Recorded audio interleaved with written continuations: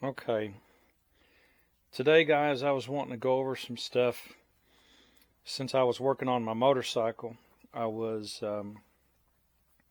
working with some AntiSeize, and I wanted to give you guys some information about AntiSeize. And there's a couple different varieties of it and the uses and stuff for it. Like say, if you're going to use it in a torquing, in like a typical nut and bolt system, you'll want to use a typical, this is a typical nickel AntiSeize. And in fact, I got one I've had since the 80s, Permatex. And they usually have a brush on the inside. You can see this has been around forever, and it's dried up and getting gooey.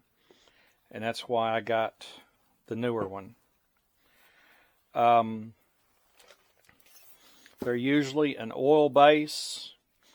They usually have some graphite. This one's got nickel. This is good to keep, like say, if you got a nut and bolt that's going to get exposed to the elements. Like say, this is going to get rusty and stuff like that. You want to put that on the threads, and you want to keep about 3 threads, about 3 threads down, and you don't glue it on. I like to put it on and get it into the grooves. You know, wipe my finger off and get it into the grooves like that, and then run that nut in. The reason is you don't want to get your AntiSeize up here underneath the head of the bolt. The head of the bolt is where you get your force to hold this together. Now you're getting interference fit between the nut, well, these threads right here. But the head is the major part of holding that on. Like for example, lug nuts.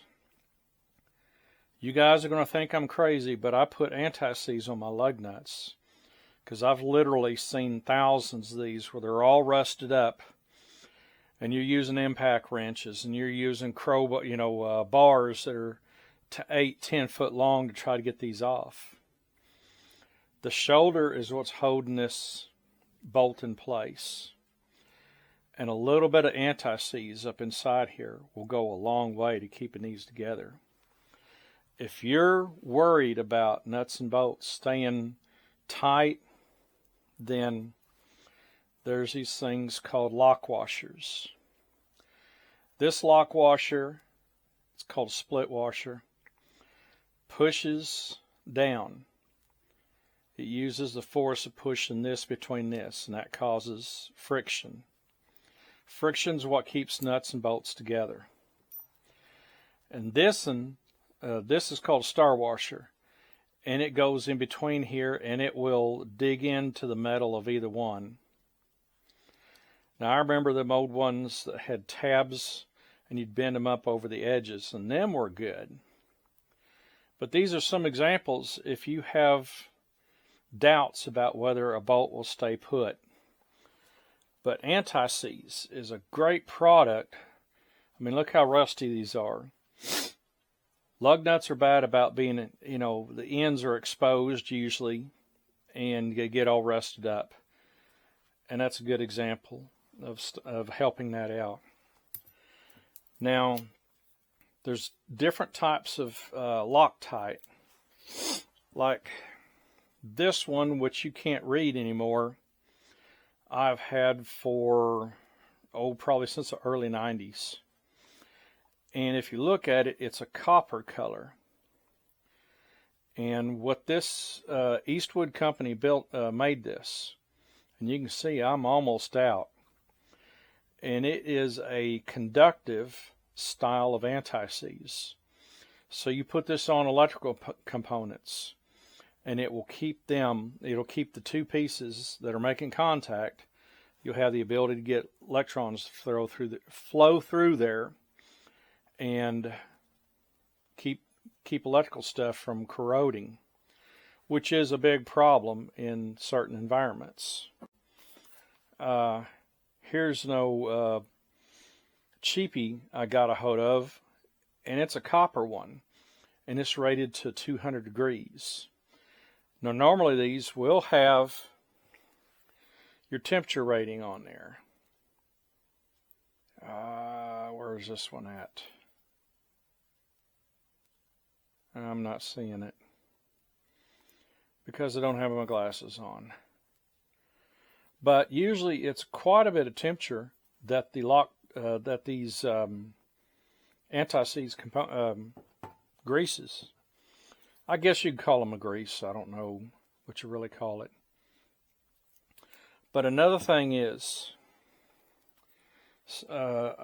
and this came to me when I was working on my motorcycle, is I was fixing some pinch boats, and the hole down inside there, when I pulled the screw out, the screw had thread lock on it. You know, there's red, which is permanent, blue, which is medium, and green, which is light. And I had to take this to the buff. I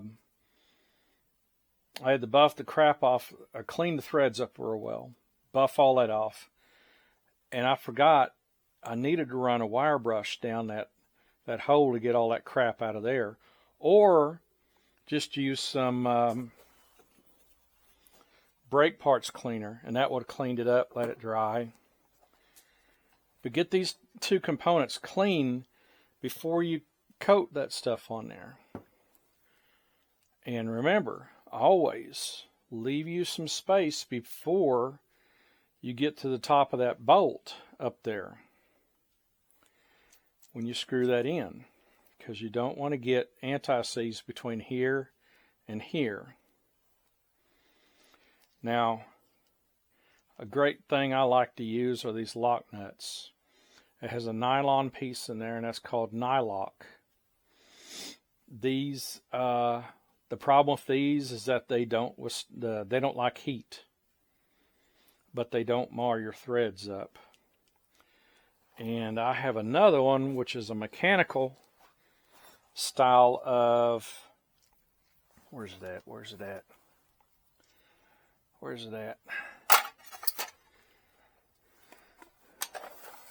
There's my lock nuts.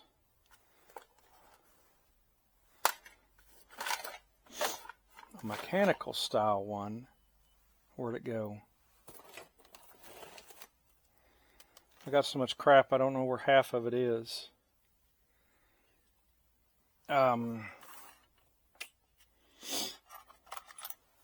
Okay.